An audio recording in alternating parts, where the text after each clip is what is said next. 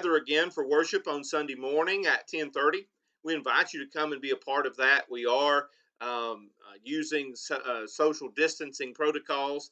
If you do not feel comfortable coming into a public assembly yet, we are continuing to live stream those services on YouTube and Facebook.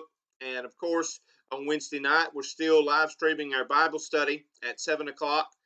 And you continued to be encouraged to avail yourself of Bible study programs like this one. And I am excited to be able to study with you. And we are continuing. If you watch number 46, and we're into 47 today, we're in Luke chapter 15. And we were looking at verses 8 through 10, the parable of the lost coin. And Jesus, of course, is teaching this parable so we will understand how valuable souls are. So let's go back and review the text. Or what woman having 10 silver coins, if she loses one coin, does not light a lamp, sweep the house, and search carefully until she finds it? And when she has found it, she calls her friends and neighbors together, saying, Rejoice with me, for I have found the piece which I lost. Likewise, I say to you, there is joy in the presence of the angels of God over one sinner who repents. The first takeaway that we've begun talking about in our study, in our former study, souls are valuable. This drachma, this silver coin, was a Roman drachma. And remember, this woman was not a rich person. This 1 out of 10 represented a portion of her livelihood. It was valuable to her. It meant something to her. And losing it was a great loss. And so the very first thing that we must take away from this study is that souls are valuable. My soul is valuable. Your soul is valuable. But then takeaway number 2 leads us into our thoughts for today. Souls are lost through negligence. I want you to notice what she said in verse 9.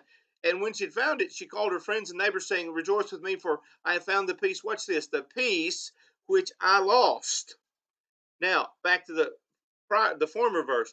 She loses a coin.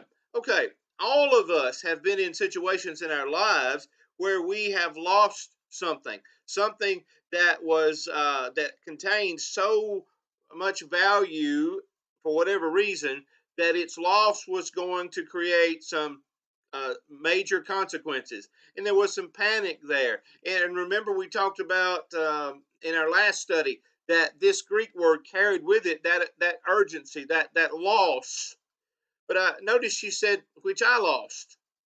Now, not placing any blame on this woman, that's not the point here. But the takeaway is very simple, is that souls are lost through negligence. Sometimes it is my own negligence. Let's talk about our own souls for a moment.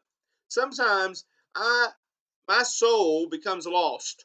My soul is in jeopardy of being eternally lost because of my own negligence. I don't pay attention like I should.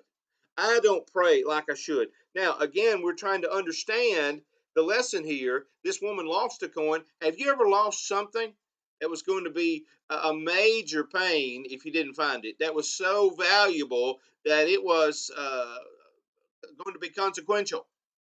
You were upset because it was your own negligence that did it.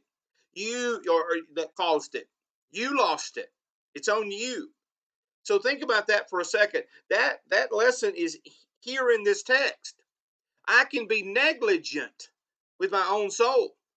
Are you negligent with your soul? How often do you pray?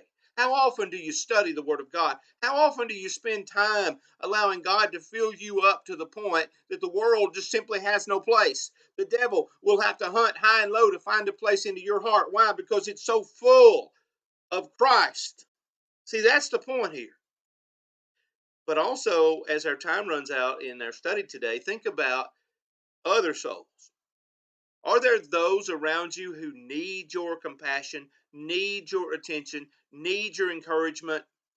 And if they don't get it, they may find themselves lost. Yes, the responsibility is theirs, but that does not take away my responsibility to not be negligent about the souls around me who need my prayer, who need my encouragement, my attention. Thank you so much for listening today. I pray that you'll continue to meditate on Luke 15:8 through 10, and that we can study again together. Thank you for listening.